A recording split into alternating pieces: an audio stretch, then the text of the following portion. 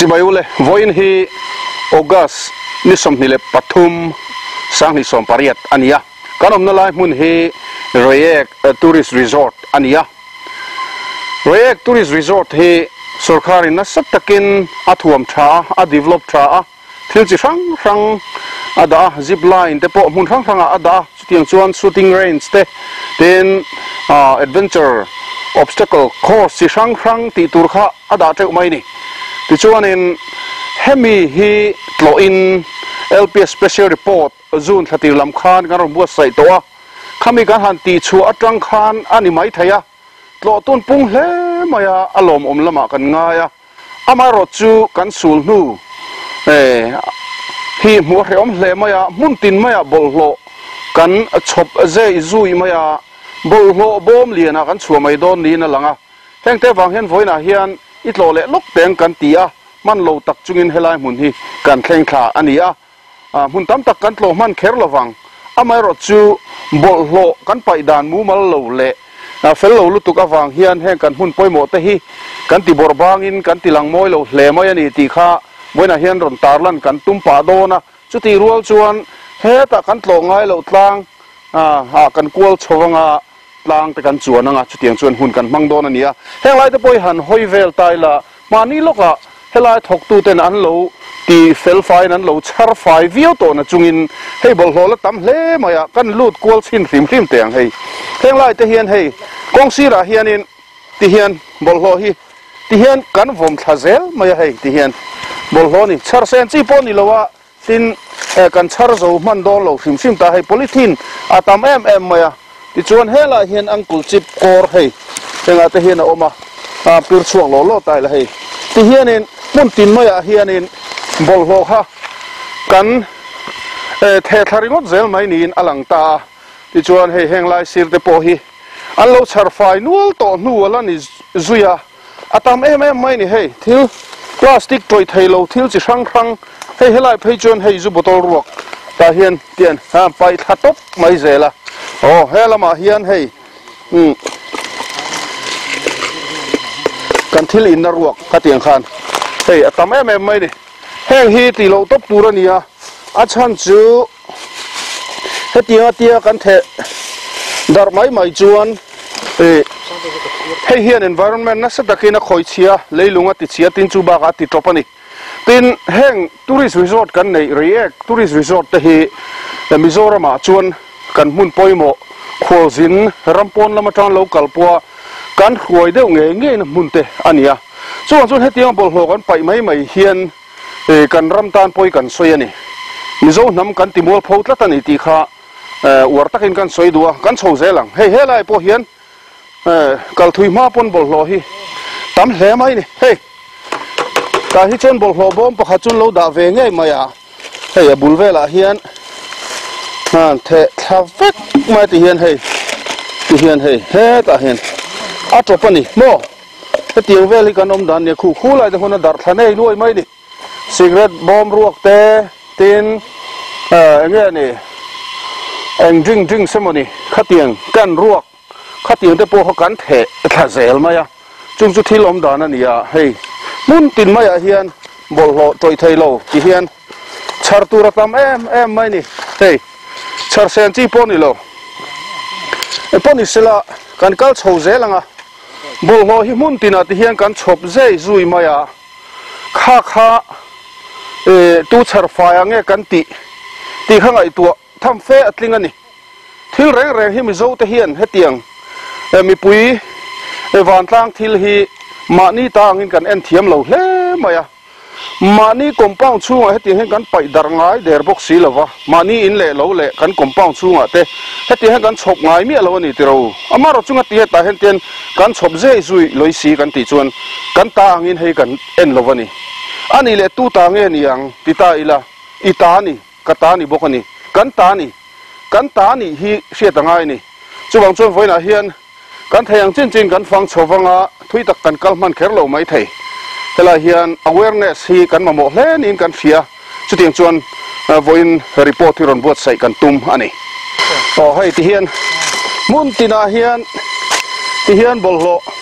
toi thailo kan thil ei na kor tiang hi kan the chuak mai zela hei hi hei helai mai kan mu ni hei helai te pon alo ma kong pui tak tak mi hi chu helai thok tu te hian theyang angin an lo char fai kur to chu ti chung chuan hei kong pui sir nim nuai a hian tam tak he tiang hi mu tur om chho thua rot mai ni reilo te chungin he tiang hi thil thleng ania chuang chuan kan thil chin hi kan sim lo chuan in helai reek tourist resort hun nuam tak mai mun moi bok si nam dang te laka po kan chuan ve em hi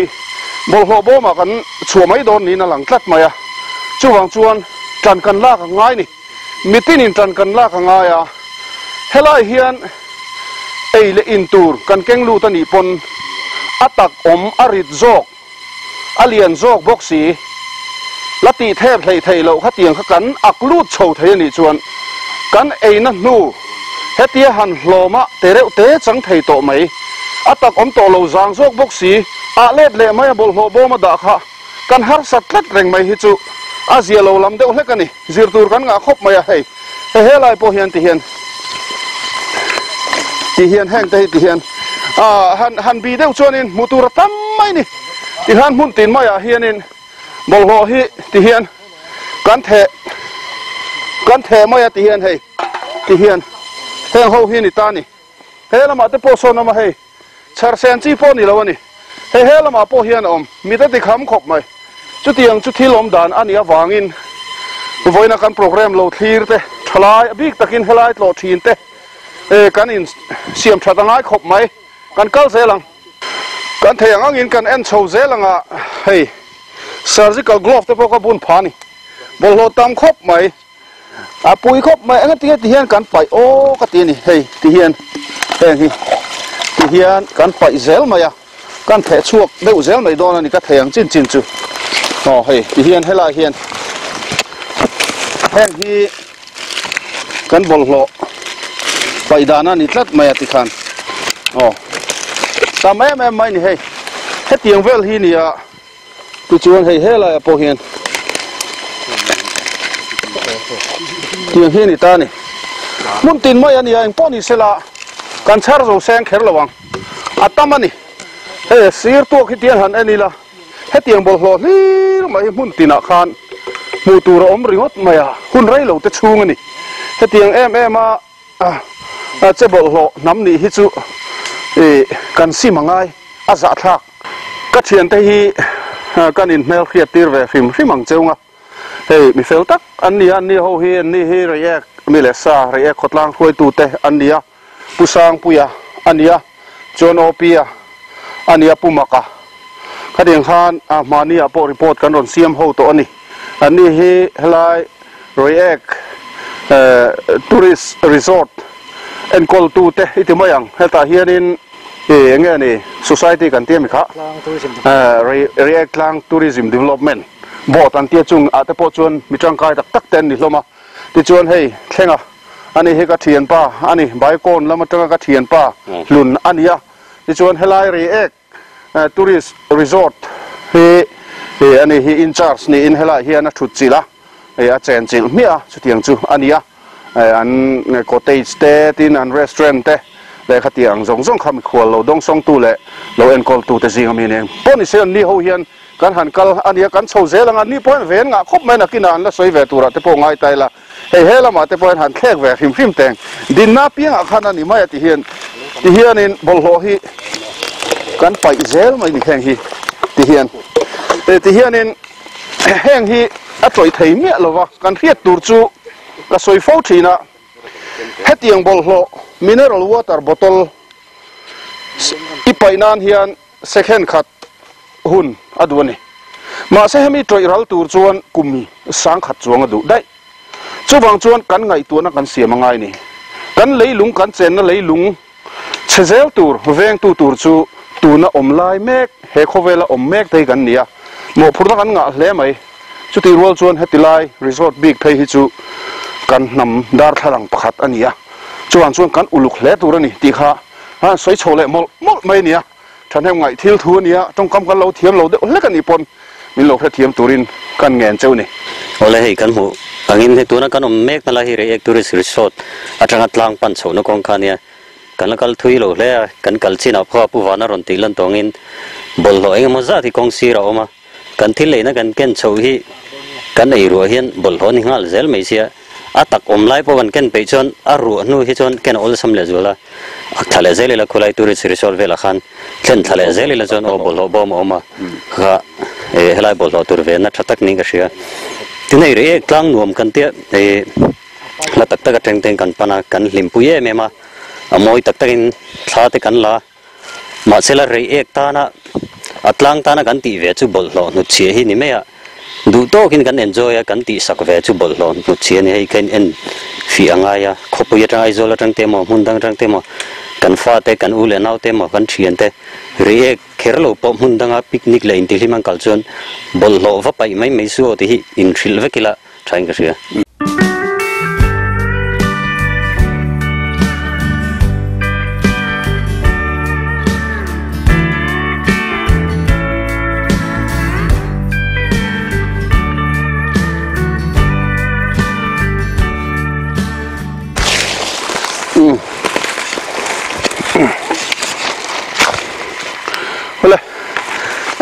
thil hi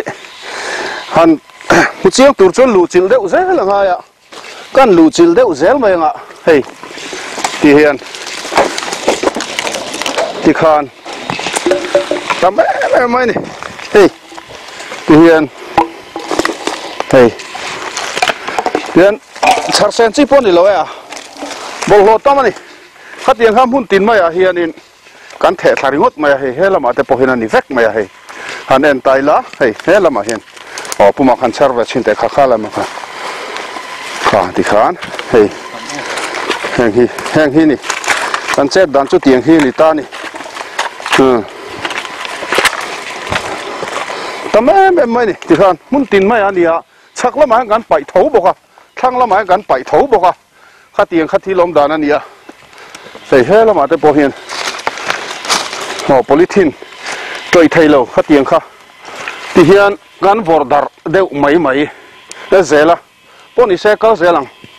thấy chín chín cái này phía sau dễ lắm anh bọn xe garbage bag cái nó trang gắn lâu thế lâu ạ với khóc mày chụp thác pain đủ lại gắn là sar phải tổ mày anh chú cùng cả là ngay lên cái thế xua dễ phải đang muông anh chú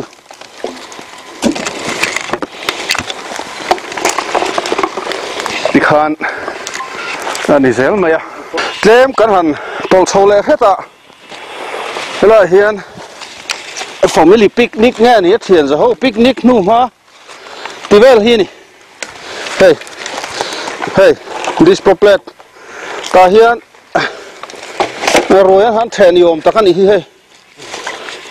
he ta tam mai khu sar se chi pon ni lo hey sar tori lo ma garbage bag kan keng si lo wa tiang vel hi ni khu kan mu thai mai om tiang hi kan che dan ni tlat mai a chu wang chuan heng hi si mangai ni tiang vela kan en kol chuan kan mol pholu tukang heng hian nam ati mol pho ni mi zo nam poi soi phatlat mian ron kalanga an mun matrop zia chu an ti don ani an khuwa an venga an rama an han soyanga aza thak ani chu wangin heng hi chin lo tur ani nam mangai tu thalai kan ni kha thar leila tong kam ringot a mangai loina taka kan lan ti ra poimo khop mai chen chho thui har khop mai bo ho runa te tin garbage bag te kan lo keng lem lo kan han ti takna a keng po ni la kan in char seng tak tak don lo ina langa kan tumber chu kan chet phung fel lo kan bol ho pai dan phung fel lo kha mi pui mo tar lan kan duwa chu chuan a thazong in hong nei kan rin wang ania kan han tong deuh bor than hem ngai thil ania wangin in thra thiam tai lang poni se pumak ani hi than hem ngai em bok ania han comment ve hrim te se no le hei voin ni som ni pathum ania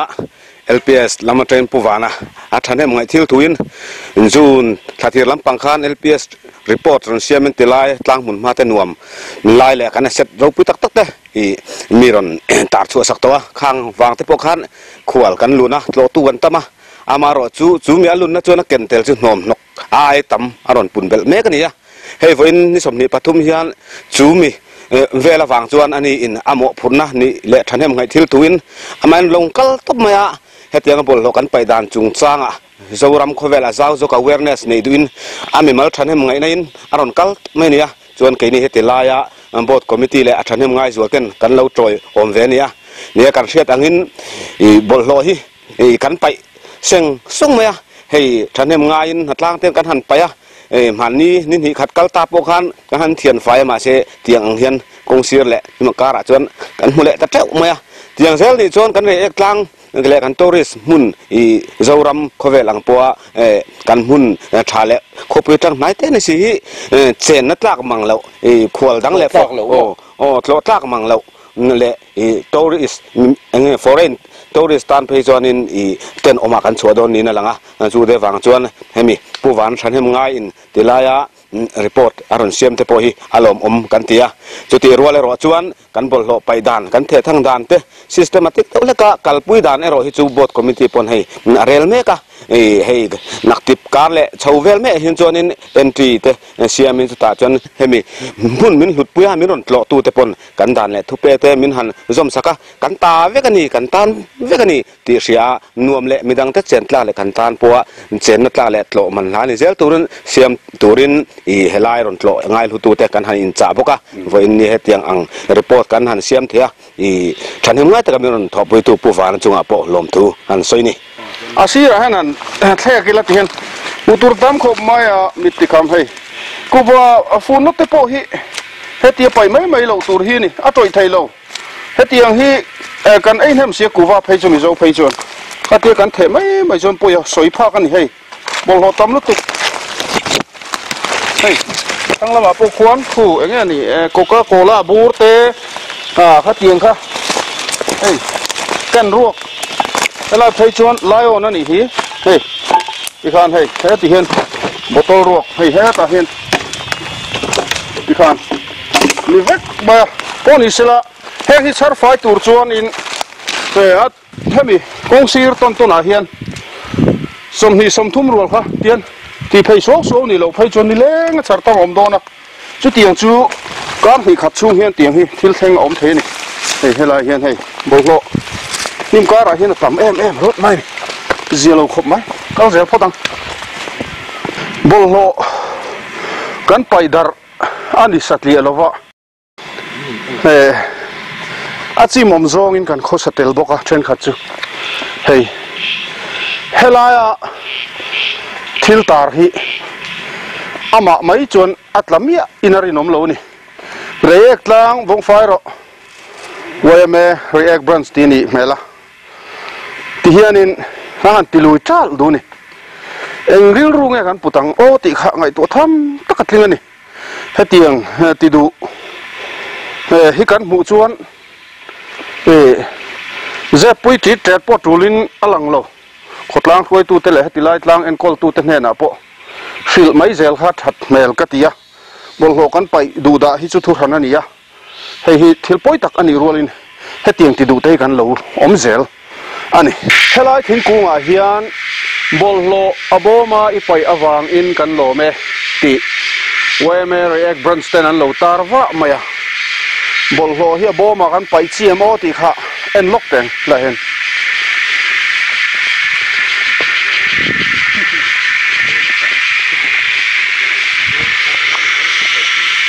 hela hi kan han lu tha hela hi tuizem hani tuizem chung hi hei cholbuk hetilai ron tlo tu te lim tak le nuam taka in chol hadam theina turin tiang hian sorkharin han lo buat saya hei hi pusial rola MP fan na tanga siam ani he kan soilang du loka ti chuan in kan han chol ta a hei leilam hin thlir le lok pen hei mo ti hian pai ta vek mani hei ti hian far star te ti hian hei ti hiền he ta hiền kan kual pa pang a ro pui lo hle mai kan chet phung hi hei ti hiền ni he ta kual se lang he lai chu han thua thil ka han ei ruap pa han the thamai ti na ni tui ta po han in khula a rok kan the thamai ti na ni hei ti khan kha ani dan tur phung ani lo ani hei ti hiền tam em mai ni mo hei he ta hi ala tam mai hei tam lu tuk ti chuan hei ti chuan kan kual chuak pa pang ra han thua nuam kan ti hle mai nuam ti takin kan thua kan thi lei na kor han the thazel mai he tiang hi nam dang in an ching vak lo khu ta mấy cái lại te pok han zuk kala hey an a tourist sport mun thang kan fanga kan thlo khula bol lo abo pai lo a tia the thongot mai kha chu a chop chilin an mu chuan cheng zanga ngai dam na om lo reng chu wang chuan secret bung pakhat po kan pai khan cheng zanga choina ni tlat mai a khunga te chuan chu wang chuan in tu man bol phone pai lo reng ani pai tu ra khan an ngai lo hrim cái này phong kan pai lo reng rot mai ni hey hiền hey zu hiền zu bur zu nan te po helai kan lo mang ti na ni mela kan lo mang ani po in hiền bol ho kha tiet pai zel mai kha a tha chu lo ani thai beer can ruok atam lu tu helai po hey hiền tam hle mai ti ro aza tha ka ni hey hang hi kan chet phung mizo thalai ta sul nu ani hang hi chu wang chuan nam fai nam chang kang ni kan du chuan hetiang a che thi kan ban san angai ta ni enga nal pon in cheila bike tra car tra in le lo nuam thom no fai nal tak hareng thei ma ila mo hetiang kan chet tlat chuan mi chang kang kan ni thei lovang nam chang kang kan ni thei lovang ti chuan hey tam em mai ni ro pui lo khop mai cái tiếng về thì lom đàn anh à hey ti hiền disco plate he ten pay chu hey pe te te ni hi pe te te pon lo cái photo ni hi he la ma hiền zubur ro hey he ta hey cho thang chuan then chuan tiên polythene à, chuan phun về bốc the tham ai phun khan om zian này lâu cú ta cái nó bol hobo mà phải ngay helai bol hobo mà ni lo dat beer ruwa tam hle bom isela hela ma te po hian hei ti hi ni ta ti bal tu ni lovin ti fai tu ni thailo po ti bal tu ni lo khra mang che ti kha kan soi mo mo du a chung kan lut photang ta hian hei lấy lo nuông tắc mày step nuông tắc mày ta hay nào mà he làm pain hoi qual tem khai rap tha cái này từ đâu tiền ta chú tí chi lâu reng foreigner tên lâu cái lăng Mizoram an ron tua step on lama min kan zai thiam te reng ne mo zai thiam te kan nga kan nam min ngai san te reng ne mo hei ti hi ni kan che dan a za thak ti ro he la den hei la khui the an ei ni ta hian phun top ka san mia hei rim chiat dan tur zia chumo tiang vel kha ani ati hian bol ho bo ma helai chol bung nuam tak mai po hi kan chua der mai tina ni ta e tinge kan om zela ma son na tur hian thil ro pui tak tiangai lova hei hi kan ei khop kan ken chho kha nia helai huna a fun na kan ei na ruak kan ei le in na abur ruak a fun na ruak kha aklet leila khulaya bol ho bom thatak an hung renga khumi resort han lu chho don khulai mai a khun ka han pai mai tur ani ani lo pon ke nei vek kan nia bike kan ni lo pon car khatiang khan motor thatak tak nei vek kan nia phur hole mai la mani na mani bol ho bo ma pai mai tur ni kha i thil har salo te nia chu tiang kan ti chuan heng lai hi alo fa yanga alo chuan omanga ti chuan mizo nam kan lo moi don alo ni rang mai bol ho bom hi hetia hun ringot tur hi ni lo ni hetiang hi bol ho bom hi kan hu ve zeu zewa hei hi pani ka mu nan yo me cheto hle mai hei monga pop to ni then khat chuan benghar takin bol ho bom chunga hian chuan an da ve ngai mai maro chu hemi bol ho bom han ngai ven le tu ra hi kan in da po ngai a system kha ala fu che lo wang deuh te po ani theia eng po ni se kal phung fel khotlang khoi tu ten an la rel thoi don ani china khan uma ka pona soi to a po ni se la hei kan thil mu le kan thil han ton hi kan la kal thui lo hle mai pu sang pu yang nang i mu ve da ni ngai ve da hei di vinia chana pu wana han siang khanin hei khulai tourist resort atang khanin kan la kal thui lo khop maya kong sira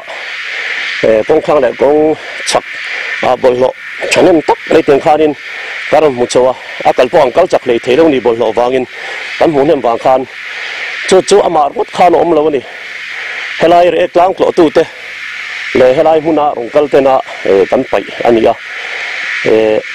hianin akhomi te kan nia re tlang rongklo tur hianin nula kang wal te chena suyang khan nal tak takin kar chang tanga te bike chang tang tak tak te ron chuanga tlang lamar kal zut mai ni tin mai hianin khang ho kha heng bol ho te hi aron pai ani chu akhomi te po hi kanmang anga tuna hianin hei tuna hianin bol ho chungchanga po akhua avisi ang temo aweme temo hei NGO po dang tourism board lampang te po ani ang he bol ho chungchanga hi kan ngai tu mek lai nia eng ti nge ma kan lak nga kan ti mek lai hei pu wara te nang ni vina irlang thut maya alo om ka tia tuna hian awareness thatak zorom puma ani doning kan fia he tlang le ango le a che ve le hi teni re khota bil ani lova mizoram pum ta ani chuanin he tuna po hianin hemi local tourist amo tiang bei ba ka hianin tourist foreigner hi tan nei reng mai ni hei aron mu ve vek mai sia chuanin akhua chok ni lo a mizoram nam mol phuna ania chuanin bol ho kan pai chungchang a hianin kan film khule zualanga ya na china an suyang khan bol ho bo ba pai ro tinana na afula ther temo karon paya tin karon howa karon chuk homa kan sirat bunga mo kan chips na kor mo kan train bur temo karon the thanga tong sira mo karon pai ngop zel te hi a thalawa hi nam chang tang ji ani lawa chun voini hianin kan bol ho pai hi kan film khur klar ngai kan ti tong khan chuanin helai tlang klo tu ten film khur la zualin voini chang hianin chani la thar teng u ti kha kan sui ve du lo kani ti hian he lai kor thang hian te kan the thavek mai ni hei tam em mai tian hetia toi thailo bol hlo tiang nim kara ram hnuaya kan the dar vak hian nature kan ti borbang ani ti kha khata ila pathian thil siam ani phung tu rang khan ani theilovani hei hi poi em a chuwang chuan henglai mun ma hei nim le thingkung an ruwa te amoi em a nuai te hi fai hun mai sela he amoi don ani poni sela kan la hle ngai chozelang mutur tam khop mai bol hlo hi hun tin mai a tle ma mit han len deuh hlek chuan bol hlo hlir ani mai helai hian hel kung oma hei kung tar po takani te hian hnim dang ina bo chuai mai a moi hle mai au pa to ti riat theya bik takin naw ban mutur tam hle mai a hela hian naw ban moi zet mai lo para heng lai vela hian naw ban atam em thina tun ma phei chuan a par vul lai phei chuan a moi em mai thina ni maro chu kan kuta hleya ale lam kong jong chuan kan tang in kan en lutuk nge ni kan la kan hon mia zel mai thunga hon phala ni lo ani helai hian nau ban te tin thing le mau engma hi ti hlum ki ti chiat phal ni lo ring sim sima nau ban ngat phei hi chu a khes kha nei ari viu don ani chuwang chuan tu man lak lo tu ni ti kha war takin kan han puang ni sela athange tok mak angreng hle mai a kingfisher biar kan ro khi he chuang ya nianga midang la ka tan hatio ta han lo tar wa mai pakhat chuan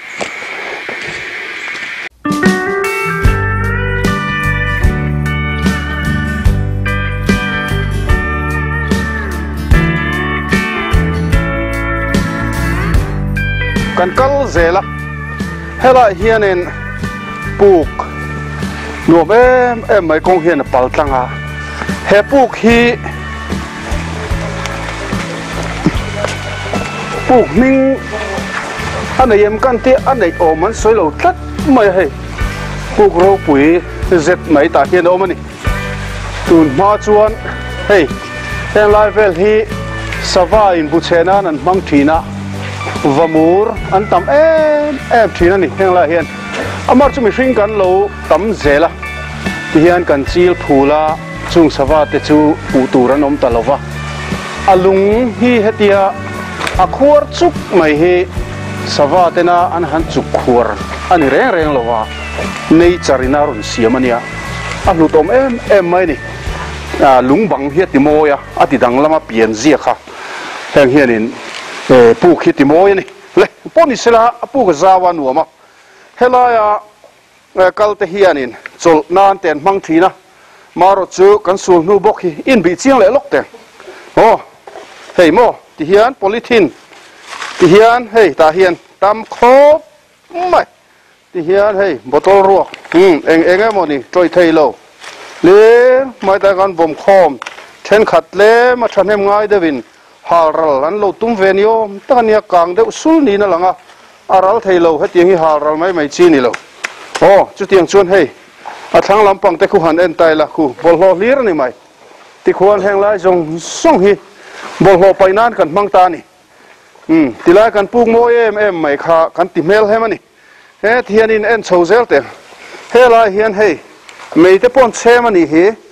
ei rong te pon bol ni mai thei he lai hian hei thuk te pon siama ti chuan hei amaro chu bol ho kha the thamai ni hei tam em mai tilai hian hei bol ho kan ei le in fun na helai hian kan the thamai ni hei tam takani kan hu chiang theim o hetiang vel hi kan om dan ani ta ni hei zu botol ruak te beer kan ruak te te chuan khatiang kha chitin reng mai disposable cup te ten mineral water buruak te lace buruak chitin reng mai khati hian kan chhop ta ni he lampang hian chhozel te bol lo bo ma kan siam ani rek tlang tourist sport thi hey ti hian zu botol ruak tu paitan nge kan ti o tu then fai tan nge kan ti heng himo kan mi zia kan riur put mang kha kan siam thatangai hle mai zo fa te hian hetiang hi kan chin dan ani chuan eng mun ma tha ma hi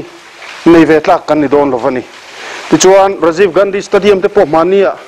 kan han fang kola tv ti lan ngam chi po ni lo ek in toilet ten bathroom then khat phei chu komod zong nen khan hetiang hi hian khat top mai ni chu tiang te chu kan che dan ni ta komod te po hathilina hnoa man thei talawani han ti renga ulai duty ten chung te chu thilom dan ani a poem em mai ni hey thil chitin reng mai kha kan pai vek mai a bol ho boma re tlang tourist spot nuam tak mai mun moi le nuam khwal zin lo thleng te kan thian te mun thang ami foreign ami te indian mun dang ami te pon ni thang local te kan hruai thin na re tlang tourist spot thi heti khop hian kan ti bol hlo tareng maya ati bol hlo du te hi nam dang an ni lova mizo thalai te kan ni tlat putur dang an om lo tlat chu wang chuan heng hi kan sia tanga ya apoya ni heza thla ka ni mo chuan om lo hle ni hết tiếng teaching nắm đi hi in chuan na tur chi ni lawa za na tur ani in siam thata ngai chu wang chuan heng hi kan ta nia itania katania ikot la thi the dar ngai silawanga te hla hi ni the dar ngai tu chiang la ita ang inian lo wang ani ma se ita ni tlat ita ni ti hi wena hian kan sil sa du che ni hei lo he to la helai mun hi ita ni midang ta ni lo kan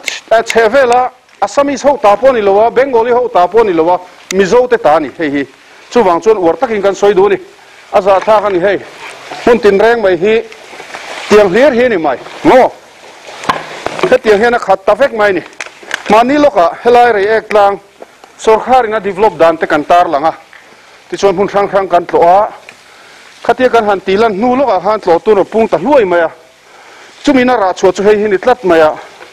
lelama chuan report siam tar lang tu ni po kha in thla khung rum mai ni khom ka ti rum mai chuwang chu heti tak hian a bol hlo ni ti thian pathleng atan an ron soya Facebook atan ron tar langa WhatsApp atan min ron pe thala hela hi kal nge karil ru tlata wena hian wan thak takin hun tha hetiang kan nei thei hi lom oma zoram mi puitan hei hi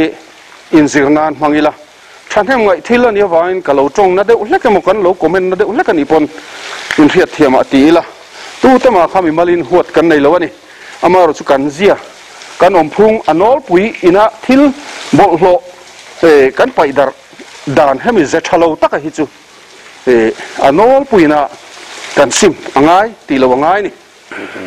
le hela hi reek tlang sang han chu chona turata na akon internet di mayang hania khamoye em to tilai hi helam pang hi chu atlang sang jok pan na khania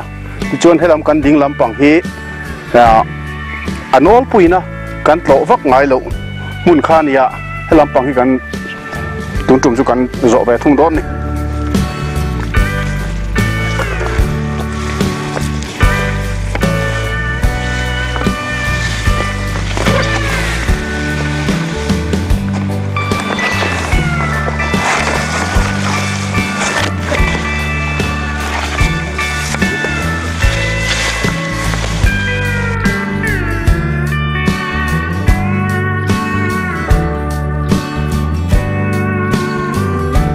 atlang anuam ngai mai theng thon nuam tak khani mai hei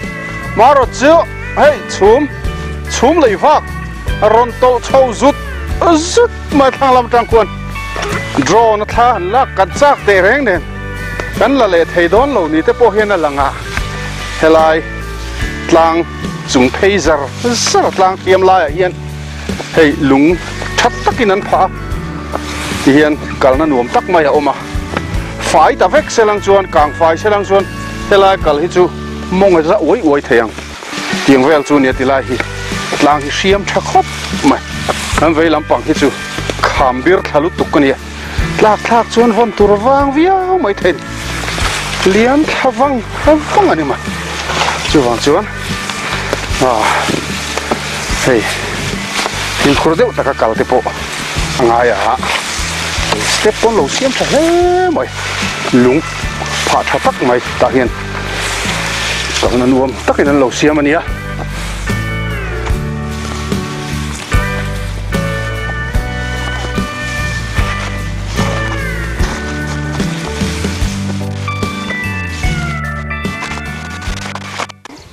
khulai kon han chua chawa tanga hemi amar lampang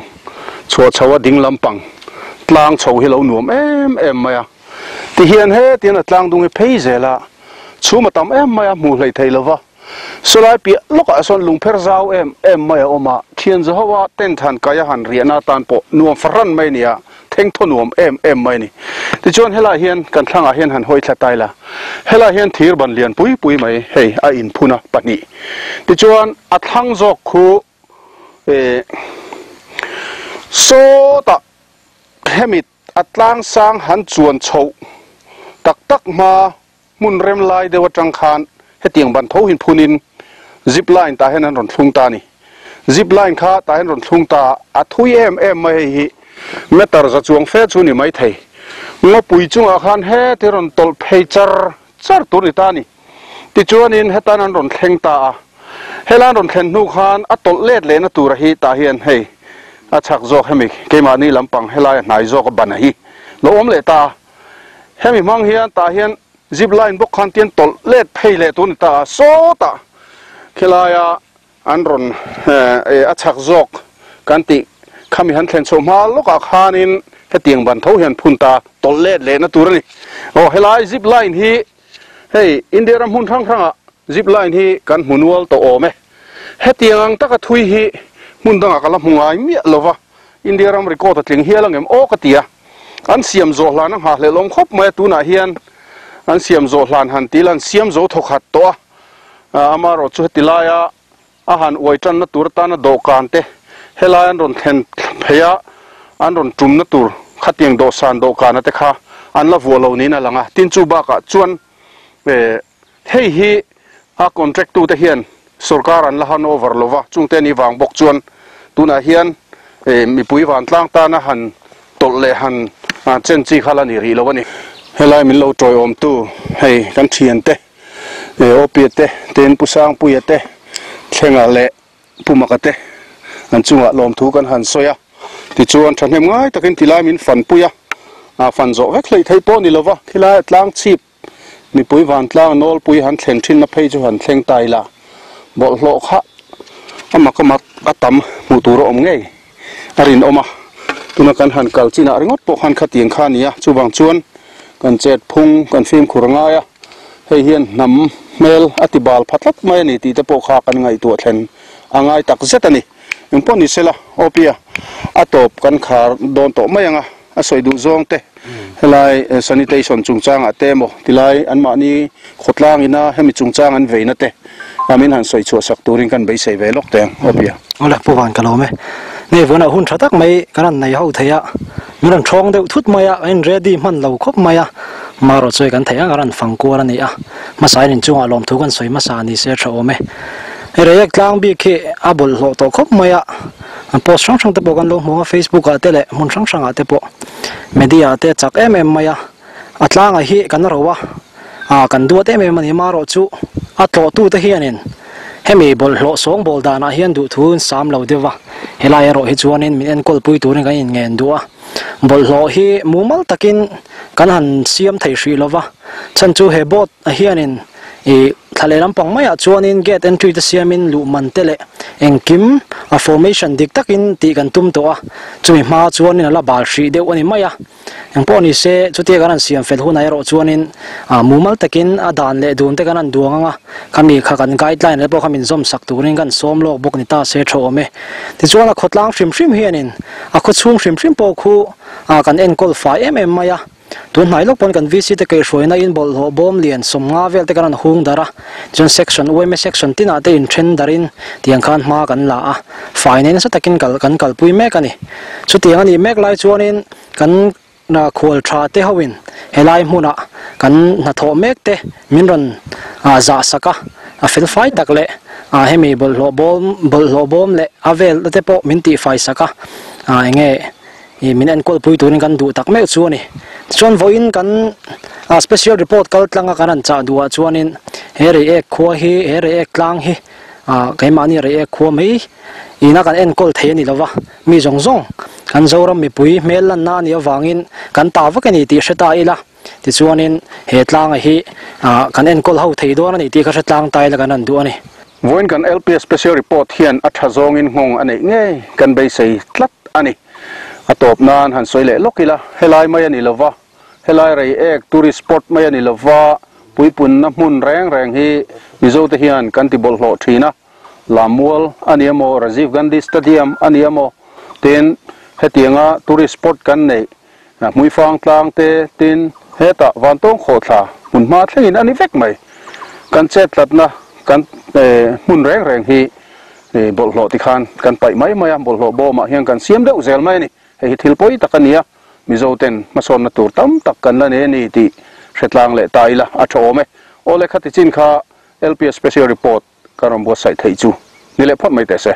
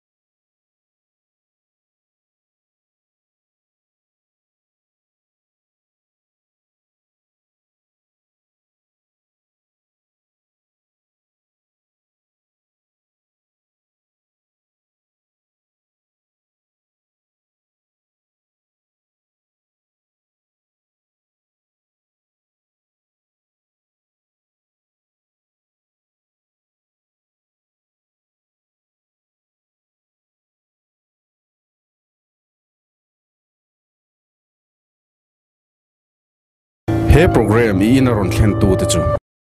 Computer World Zarkot, Main Street. Contact 0389 234 7911 8794 7411 33. RC Kuma VIP Tailors, Bara Bazaar, Aizol, phone 232-2856 9436151705. Bethel Electronics Millennium Center, dealers in Samsung, Sony, Whirlpool, Haier and IFB, distributor in LG, Philips and Electrolux.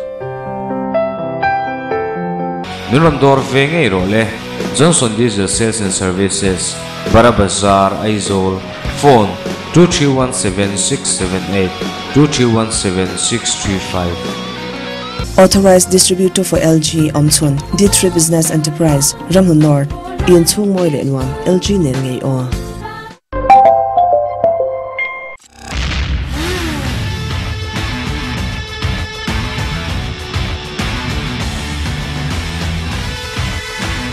Suzuki Gixxer. Safe Lines, near Tata Motors Showroom, Red Rose, Lunglei Road. Mobile number 977-458-2080, 961-556-5529.